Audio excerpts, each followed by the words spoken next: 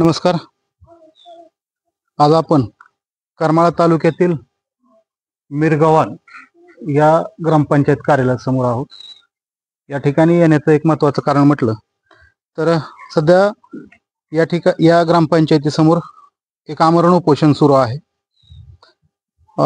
इथं काही एक दोन शेतकरी बसलेले आहेत. त्यांचं या ठिकाणी उपोषण सुरू आहे. नेमकं कशा संदर्भात आहे, याच्या आधीही आपण त्यांचे एक बातमी केले होते शेतीच्या संदर्भात, पण आता त्यांचा काय मुद्दा आहे हे आपण त्यांच्याकडनं जाणून घेण्याचा प्रयत्न करूया.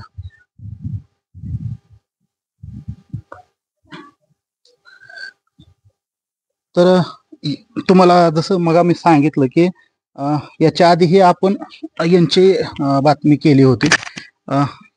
यांचं नाव गणेश हाके आहे, मिरगावांचेच आहेत, शेतकरी आहेत. हाके साहेब, नेमकं काय आज आपण ह्या ठिकाणी उपोषणाला बसलेला आहात, आमरण उपोषण आहे असं समजतंय, नेमकं काय कारण सांगाल?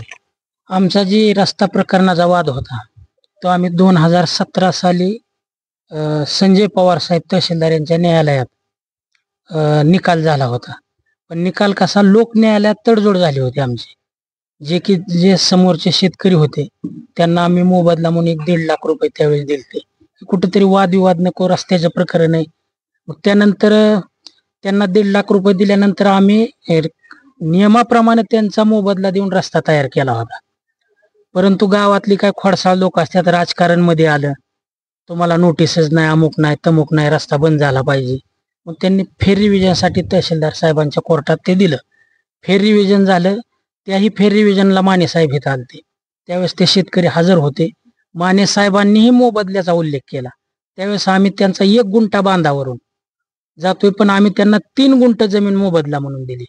आणि माने साहेबांनी बी मोबदला दिल्यानंतर हाच रस्ता कायम ठेवला आणि स्पष्ट त्यांना सांगितलं होतं की रस्ता देण्याचे अधिकार माझे आहेत. परंतु त्यानंतर बी त्या लोकांना, म्हणजे राजकारणी लोक वारंवार टोचन देतात, काय गावगुंड सांभाळलेले असतात. आमच्यावर 10 जणांनी घरी येऊन हल्ला चढवलेला आहे त्यांनी. मग ती केस न्यायालयात होती. त्याच्या भीतीनं हे कोर्टात खाजगी दावा दाखल केला की बाबा आमच्या शेतात अजून एक नवीन रस्ता तयार करण्याच्या प्रयत्नात आहेत. त्यावर न्यायालयाने फक्त नव्याने रस्ता करू नका म्हणून ती मनाई केली. आम्ही कुठला नव्याने रस्ता करत नाही. चालू प्रांताकडे ते गेल्यानंतर प्रांत अधिकाऱ्याने बी तोच रस्ता कायम ठेवलाय.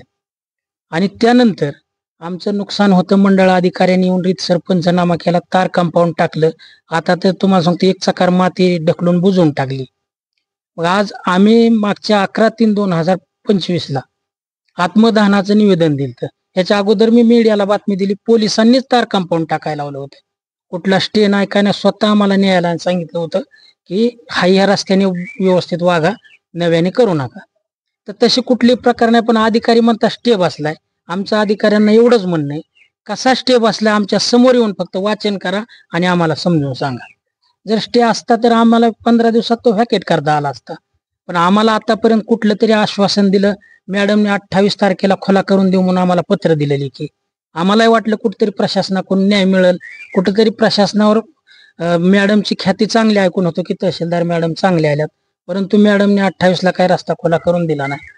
मग त्यावेळेस आम्ही त्यांना भेटलो, पण इलेक्शनचं कारण सांग, काहीतरी गुरकून बोल, दबावात बोल. मग आता अधिकारी, एकतर माझ्या वडिलांना पोलिसांनी दमदाटी केल्यापासून त्यांना छातीवर दाब येतोय, ते बोलतच नाही जास्त. मग कुठेतरी मला न्याय मागावा लागतोय. आमचा 3 एकर ऊस आता शेतात उभा, कारखान्याला गेला असता जर रस्ता झाला असता तर. मग आता जर न्यायालयाचा स्टे नाही, आम्ही बी त्या रस्त्याचा मोबदला दिलाय. जर गावातली काय गावटग आणि कुठंतरी कुणाला तरी हाताखाली धरून जर आम्हाला जर वेटीस धरत असतील आणि आमच्या कुटुंबावर जर अन्याय होत असेल तर मग उपोषणाचा मार्ग निवडला आम्ही. उपोषण करून आपल्याला न्याय लोकशाही मार्गाने. वारंवार उपजिल्हा अधिकाऱ्याने रस्ता खुला करून द्या म्हणून सांगितले, प्रांत अधिकाऱ्याने रस्ता खुला करून द्या सांगितलं, त्याचंही पत्र आहे. तरी रस्ता आम्हाला येतात कनिष्ठ अधिकारी दमदाटी करता स्टे बसलाय. तुम्ही सक्षम अधिकारी शिकलेले इथं, तुम्ही शिकून पदावर गेल्यात, त्याचं वाचन करा आणि कसा स्टे आम्हाला सांगा. आता सकाळी तलाठी भाऊसाहेबांना पोलीस पाटील आले आणि काहीतरी इथं ग्रामपंचायतला चिटकवलं. आम्ही ते बघितलं नाही ना, आम्हाला काय माहित नाही. ते वाऱ्याने पडलं, आम्ही ते आत टाकून दिले. आता आम्ही अशी भूमिका घेतली, ग्रामपंचायत कार्यालय समोर का हे अधिकारी किती चुकीचे वागतात, त्यामुळं गावात उपोषण तिथं गेले आम्हाला दमदाटी करतात. त्याच्यामुळे आम्हाला त्यांची भीती वाटते. आम्हाला न्याय मिळाल्याशिवाय आम्ही त्या उपोषणावरून हलणार नाही. कसाय तोडगा काढा, आमचा मोबदला जरी दिलाय का त्यांना, ती माघारी द्या, ते आदेश रद्द करून टाका. ह्या तहसीलदारला अधिकार आहेत ना. आमचा जो मोबदला घेतलेला आहे ती माघारी द्या, ते आदेश रद्द करून टाका. घेऊ आम्ही कोर्टात रस्ता घेऊ. मग हे आमचा मोबदला बोगस खंडणी दिली का? मग आम्ही आमच्याकडून त्यांनी घेतलेली खंडणी म्हणायचं का काय? मग जो कलम का मामलेदार कोर्ट ऍक्ट कलम काय म्हणतं 21, एखाद्या शेतकऱ्याचं नुकसान द्या, आम्ही त्याचं नुकसान दिलं. मग मामलेदारांनी त्यांच्यावर कारवाई काय केली? सतत हरकत अडथळा करतात. मामलेदारांनी त्यांना 21(4) नुसार खुला करून रस्ता द्या किंवा समज द्यायला पाहिजे होती, किंवा हरकत अडथळा करणं का, उलट त्यांना पाठबळ देतात. पोलीस पाटील तर म्हणले कलेक्टरकडे अपील करा. अहो, एखाद्या तहसीलदारने निर्णय दिला आणि जर एखाद्याला मान्य नसेल तर डेप्युटी कलेक्टर म्हणजे प्रांत अधिकाऱ्याकडे आपल्याला अपील करता येतं. एकतर लोक न्यायालयात तडजोड झाली, लोक न्यायालयातली तडजोड बंधनकारक आहे. कोर्टात ही दावा सुद्धा दाखल व्हायला नाही पाहिजे, पण ते झालाय. कारण लोक न्यायालय सुप्रीम कोर्टाचा आदेश आहे, एकदा का तडजोड लोक न्यायालयात झाली ती बंधनकारक आहे, ती प्रत्येकाला मान्य आहे आणि मान्य करावं लागते. आम्ही मोबदला दिलाय, मग ते तडजोडीचं प्रकरण पुढे वाढत वाढत का गेलं ह्याची चर्चाच होऊन देत नाही. आम्हाला धमकी त्या स्टे बसलाय, मग प्रकरण मिटण्याऐवजी वाढत असं आमचा स्पष्ट आहे. आता जे काय मंत्री आहेत, मंत्री महोदयांनीच सांगितलंय की शेतमालाला असेल किंवा रहदारीचा जो शेतीचा रस्ता आहे तो खुला करून देण्यात यावा किंवा तशा प्रकारे मिळला पाहिजे, अशा प्रकारचे आदेश सुद्धा आहेत. तरी सुद्धा मग आता तुम्हाला नेमकं कोणत्याच आणि कसलाच प्रकारचा रस्ताच नाही का तुम्हाला? तिथं शेतात जाण्यासाठी रस्ताच नाही, आणि जरी जायचं असलं तरी ही रस्ता खुलाशी केल्याशिवाय पर्यायच नाही. आणि पर्याय नव्हता, वाद नव्हता, म्हणूनच वाद नको म्हणूनच आम्ही मोबदला दिलता ना. पर्याय रस्ता असता तर आम्ही मोबदला देत नाही. आणि आम्हाला हे पुढचं कळत नव्हतं की अधिकारी आपल्याला नेमकं वेठीस धरतील. आता आमच्या मागे काय नातलग नाही किंवा कुठलं गावगुंड आम्ही सांभाळत नाही. आपली ऐपत नाही कुणाला पैसे द्यायचे ना आमच्या मागे चला. माझं मत आहे, ज्या दिवशी आम्ही मोबदला दिला त्यावेळेचे तत्कालीन सरपंच हजर होते, त्यांनी त्यांच्या मुलाची शपथ घेऊन सांगावं मोबदला दिला नाही. आणि एखाद्या अधिकाऱ्याने, सक्षम अधिकाऱ्याने आम्हाला स्टे कसा एवढं सांगावा, आणि त्यांच्या हाताने उसाला आम्ही काडी लावून देतो आणि त्या उसाच्या फळात आम्ही आत्मदहन करणार, परंतु उपोषण सोडणार नाही. तुम्ही या ठिकाणी उपोषणाला बसलेला आहात, नेमकं आता काय तुमची मागणी तरी आहे रस्ता मोकळा करून द्यावा. जर नाही झाला तर आपलं उसाचं तुम्ही सांगताय, परंतु त्या पुढचं काय पाहू? तहसीलदार मॅडमनी यावा आणि त्यांच्या हाताने आमच्या उसाच्या फळाला काडी लावून द्यावा, नाहीतर हेलिकॉप्टर द्यावा आम्हाला शेतात जायला, नाही तर मग त्यांच्या हाताने उसाला काडी लावून द्यावा. पर्याय दुसरा काय? आम्ही जगायचं चहा पिन म्हणलं तर पैसा नाही, ऊसच शेतात अडकलाय 3 एकर. पैसे कारखान्याला गेला असता, रस्ता खुला करून दिला असता तर. आणि वेटीस धरायचे स्टे. माझं स्पष्ट अधिकाऱ्यांना सांगणं की आता इथून पुढच्या काळात गावगाव जी आता हुकुमशाही तयार करायला माझा प्रशासनावर स्पष्ट आरोप आहे. ह्यांच्यामुळे गावात हुकुमशाही पैदा व्हायला लागलेली. महाराष्ट्र जमीन महसूल अधिनियम 1960चं 20 कलम पूर्ण तहसीलदारच्या मालकीचे. रस्ता हा देण्याचा अधिकार पूर्ण तहसीलदारला आहे. कोर्टाचं काय ना, कोर्टात दावा करता येतो नुकसानीचा, तो तर आम्ही दिलेला आहे. मग मॅडम कुण आम्हाला अपेक्षा होते, वारंवार आपलं पत्र दिलं की आम्ही माघार घेतो, कुठंतरी एक अपेक्षा वाटली बुवा आम्हाला न्याय मिळेल, तर काही न्याय मिळालाच नाही. म्हणजे आता माघार नाही, आता उपोषण सोडणारच नाही.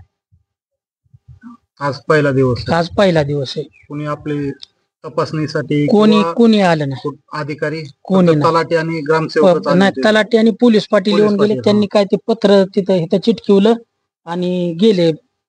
ते वाऱ्याने पडलं म्हणून आम्ही ते बी आत टाकून दिले, का आम्ही बघितलं नाही, आम्हाला एवढं वाचायचं बी सुधरा नाही आता एवढं. म्हणजे पहिल्यावर आता ही अधिकारी दिसला कीच आमच्या छातीवर एक दाब येते, भीती वाटायला लागली. कारण गाव पुढारी आम्हाला स्पष्ट म्हणतात, सारखा अधिकाऱ्याच्या विरोधात म्हणले एखाद बार घालतील तुम्हाला गोळ्या, असं पुढारी म्हणतात आम्हाला.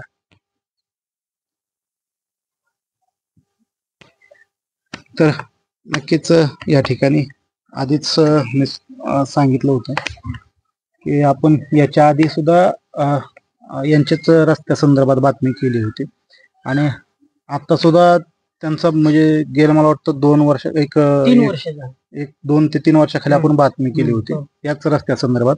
तोच प्रश्न आणखी सुद्धा ह्यांचा आहे तसाच आहे.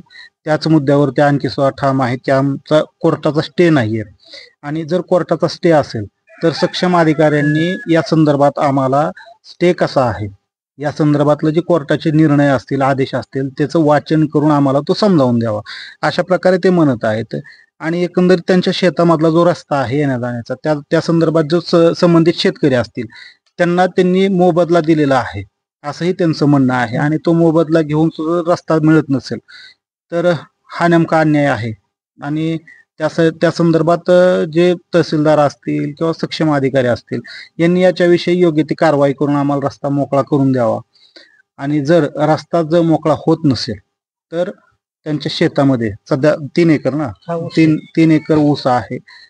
जर रस्ता मोकळा होत नसेल तर त्यांनी शेवटची त्यांची भूमिका सांगितलेली आहे की या संदर्भात तहसीलदारांना पूर्ण अधिकार आहेत. त्यांनी जो आमच्या शेतातील 3 एकर ऊस आहे त्या ऊसाला आग लावून द्यावी, तिथं ऊस पेटवून द्यावा, आम्ही त्यामध्ये आत्मदहन करेन, त्या ठिकाणी आमचा जीव देईन, अशा प्रकारची त्यांनी एक शेवटची एक पूर्णतः हताश होऊन त्यांनी त्यांचं या ठिकाणी म्हणणं मांडलेलं आहे. तरी या ठिकाणी आता ह्या सर्वच प्रकरणावर तहसीलदार ठोकळे मॅडम नेमके कशा प्रकारची आणि कोणती भूमिका घेत आहेत हे पाहणं तितकंच गरजेचं असेल. आणि आजचा हा उपोषणाचा पहिला दिवस आहे. उद्या परवा आता पहिल्या दिवशी तरी यांच्याकडे कोणता सक्षम अधिकारी आलेला नाहीये, त्यांची भेट घेतलेली नाहीये किंवा त्यांना या उपोषणासंदर्भात सुद्धा अद्यापपर्यंत कोणीच आश्वासित असं काहीच ठोस असं काही सांगितलेलं नाही किंवा बोललेलं नाहीये. त्यामुळं हे उपोषण सध्या हे जे आपण मिरगावांची ग्रामपंचायत बघतोय हे सध्या गावाच्या एका टोकाला असल्याप्रमाणे आहे. आणि ग्रामपंचायत सुद्धा एक छोटीशी आहे. त्यामुळे या ठिकाणी उपोषण आहे असं सुद्धा कुणाला जाणवणार नाही, अशा प्रकारचं हे ठिकाण आहे. त्यामुळं या ठिकाणी ह्या उपोषणाची दखल आता प्रशासन कशा प्रकारे घेईल आणि कशा प्रकारे हाके यांचा जो प्रश्न आहे किंवा यांनी जे म्हटलेलं आहे याच्यावर काय तोडगा काढतंय हे पाहणं तितकंच गरजेचं असेल. धन्यवाद.